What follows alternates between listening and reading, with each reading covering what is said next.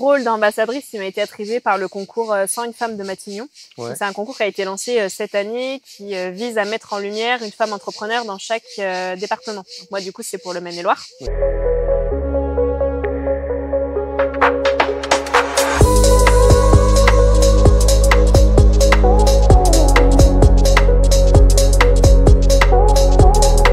Bonjour à tous et bienvenue du coup sur cette première partie d'interview d'entrepreneurs. Aujourd'hui, on est avec du coup Célia Nancioni, pardon.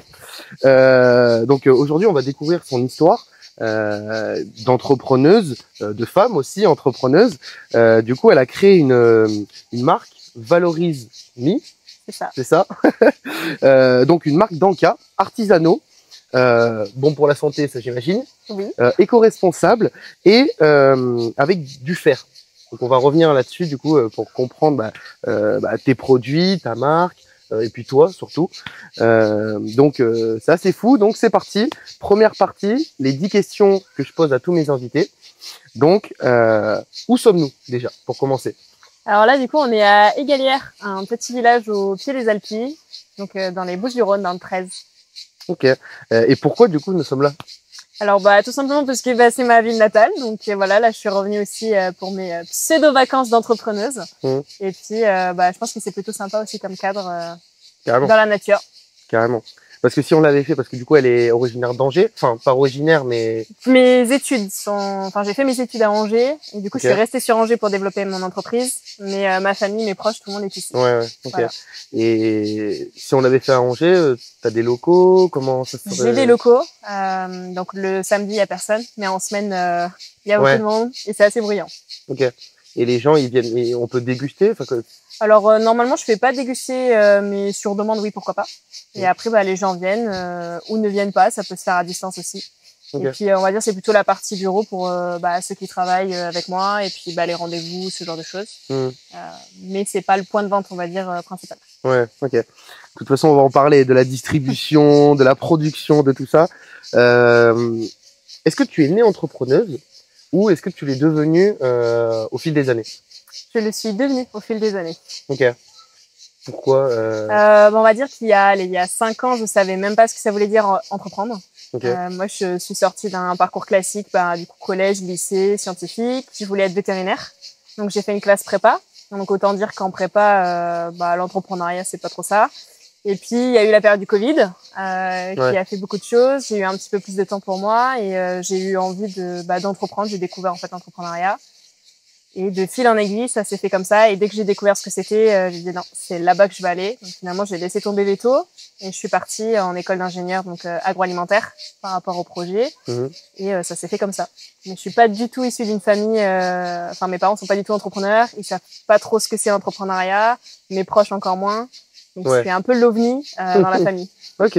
Justement, c'est super intéressant de prendre un chemin carrément différent. Donc en plus sur les objectifs que tu t'étais fixés de base. Ouais. Donc, est-ce que des gens ne croyaient pas du coup en ton projet, en toi, en tant qu'entrepreneuse? Je pense que tout début, personne n'y croyait. Vraiment, surtout tout lancement, c'est vraiment la période un peu de test, d'études de marché, où on va voir si justement il y a une chance que ça marche ou pas. Il y en a plein qui m'ont dit t'es complètement folle de quitter un milieu salariat où t'es sûr d'avoir ton salaire à la fin du mois, où tu fais tes 7 heures et tu rentres chez toi et là tu te lances dans un truc où t'as pas trop de rythme de vie, surtout au début, tu bosses tout le temps, le salaire c'est pas trop ça au début. Donc non, ils comprenaient pas. Et ils m'ont pas forcément tous soutenu. Par contre, mes parents, eux, ils ont fait ce qu'ils pouvaient. Alors comme ils comprennent pas, parfois c'est un peu difficile, je pense, pour eux de comprendre pourquoi je fais certaines choses et voilà. Mais non, rapidement, eux, ils m'ont soutenu et puis après, ça veut dire moi, je me faisais confiance, donc c'est parti comme ça. Puis c'est déjà ça, même s'ils comprennent pas ou quoi comme ça. Moi, je suis un peu dans le même cas, mais ils sont quand même là, quoi. C'est vrai que c'est hyper important. C'est ça. Pour l'instant, tu as combien de gammes et comment tu te diversifies actuellement, du coup, dans tes produits, dans je sais pas, toutes les possibilités de diversification qui s'offrent à toi? Donc là aujourd'hui on a 2 gammes. Donc ça a été 4 ans du coup de recherche et de développement en laboratoire avec des tests à l'appui parce que c'est assez contraignant. En alimentaire il y a pas mal de tests de certification qu'il faut aller chercher et ça va crescendo. Okay. On compte normalement pour lancer un produit alimentaire du jour où on se dit ok on va développer ça au jour où le produit est vraiment fini, il faut 6 ans. Donc tu vois 4 ans on est un petit peu déjà bien optimisé. Donc là, il y a 2 gammes, 2 produits et d'ici la fin de l'année, début d'année 2025, on envisage d'en avoir 5 autres. Donc au total, il y aura 7 produits et du coup, il y aura une nouvelle gamme. Ok. Et c'est quoi justement les différenciations dans tes gammes? Donc il y a une gamme qui est spécifique pour les sportives, donc les femmes qui pratiquent une activité physique ou sportive, que ça soit amateur, semi-pro, pro ou même juste une randonnée en famille le week-end. Donc qui est spécifique à la pratique d'une activité. Donc on va venir chercher de l'énergie, on va venir chercher une récupération après l'effort, on va venir chercher du fer, du magnésium, du cuivre pour lutter contre la fatigue, etc. Et on a une gamme là qui est plutôt collation saine, ou pour les personnes qui sont véganes, végétariennes, intolérantes au gluten, au lactose, un petit peu toutes les spécificités alimentaires qu'on a aujourd'hui. Là est plutôt à prendre au petit déjeuner ou à 4 heures, ou le midi si on n'a pas le temps de manger par exemple. Ok, ah ouais. Quelle a été la décision la plus difficile que tu aies prise, soit côté pro, soit côté perso? Alors je pense que la décision la plus difficile, ça a été de faire un choix vraiment à la sortie de l'école entre ok, est-ce que vraiment j'y vais, est-ce que je crée ma boîte là maintenant tout de suite et je pars de rien, donc pas de salariat, pas de chômage, pas d'aide financière du coup, ou est-ce que je pas prends d'expérience pro, pas d'expérience pro aussi. Ou est-ce que je prends 3-4 années dans le salariat, dans le domaine, je vais me former et puis ensuite je monte ma boîte. Et là, ça a été super dur. Puis j'ai écouté mon cœur en fait. J'avais envie d'y aller, donc je me suis dit ok, c'est maintenant ou jamais. Si je n'y vais pas maintenant, peut-être que plus tard il y aura d'autres choses. Là, j'avais la chance entre guillemets de sortir de l'école, donc j'avais pas forcément justement le contexte du travail avec un employeur où pour partir ça peut être compliqué. J'avais pas encore de vie de famille ou ce genre de choses qui peut aussi quand on a les enfants en bas âge c'est plus compliqué. Donc on va dire que c'était la meilleure situation pour entreprendre. En étant jeune, comme ça. Ok. Donne-moi 3 mots qui drive un peu ta vie au quotidien. 3 mots. Alors je dirais le premier, ambition. Et je pense que ça c'est important quand on entreprend. Passion. Parce que ce que je fais, cette activité-là, pour moi c'est au fond de moi, c'est vraiment quelque chose qui me passionne. Et le dernier, je dirais folie. Parce que parfois j'ai un peu l'impression de me dire waouh, pourquoi tu fais ça, ou parfois faut être un peu fou je pense pour faire ce qu'on fait. Ouais, carrément. Ok.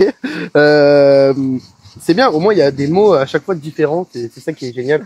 Si j'avais tout le temps les mêmes mots, ça serait un peu redondant, mais quelle est ton activité du coup préférée pour justement peut-être venir ici pour en gros tout lâcher et repartir à zéro en pleine forme?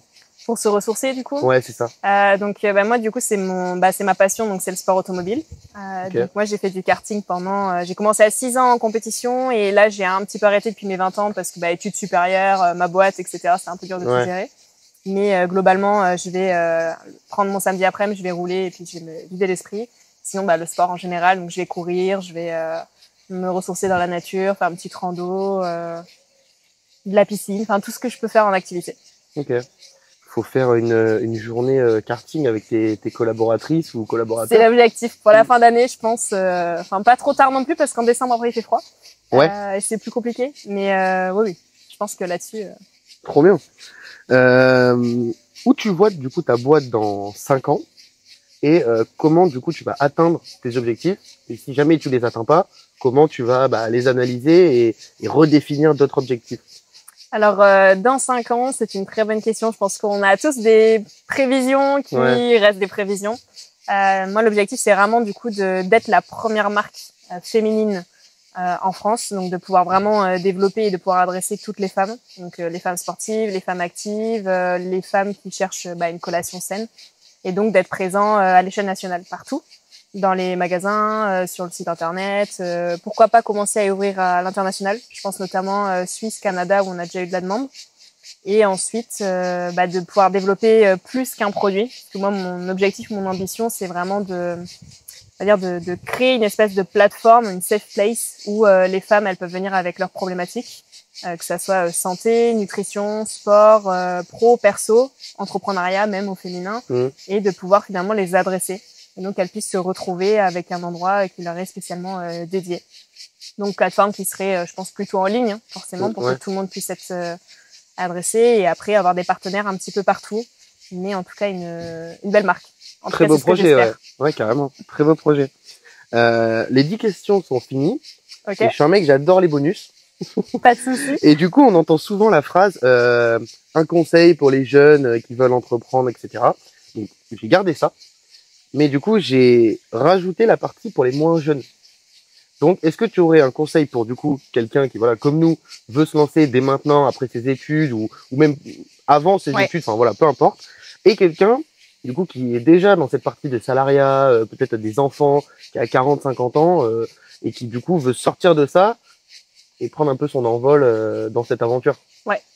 Alors un conseil pour les plus jeunes, ou en tout cas qui veulent se lancer pendant ou juste après les études, moi je dirais faut foncer. Parce que très souvent, j'en rencontre beaucoup, les trois quarts, ils me disent tous j'ai envie mais j'ai peur, ou je sais pas à quoi m'attendre, ou je sais pas si c'est fait pour moi. Et j'ai envie de dire c'est le meilleur moment pour tester, même si ça marche pas, parce que justement on est jeune. Ouais. Donc il y a toujours le moyen de revenir à autre chose. Si jamais il faut se former, changer de parcours, faire d'autres formations, on a la chance du coup d'être quand même plus libre, de pas avoir toutes les contraintes, etc. Donc pour moi, je dirais, même si c'est un projet qui verra pas le jour, même si au final on change d'avis, faut y aller, faut tester et pas avoir de regrets. Et puis pour une personne qui est déjà dans le salariat, qui a déjà une vie de famille ou plus de contraintes, je dirais qu'il faut pas abandonner. Alors abandonner avant de commencer. Et puis surtout, il faut, je pense, bien réfléchir. Mais si c'est quelque chose qui vient vraiment au fond de soi, qu'on hésite, je pense que c'est. Enfin, pour moi, quand on hésite, le choix il est déjà fait. Parce que sinon on n'hésiterait pas. Et donc de vraiment tout mettre en œuvre pour que ça se passe du mieux possible. Et donc compter sur son entourage, sur son expérience, se mettre en avant, se valoriser, se faire confiance. Ça se rejoint un peu en vrai, hein, mais je pense que c'est comme ça que je le dirais. Ouais.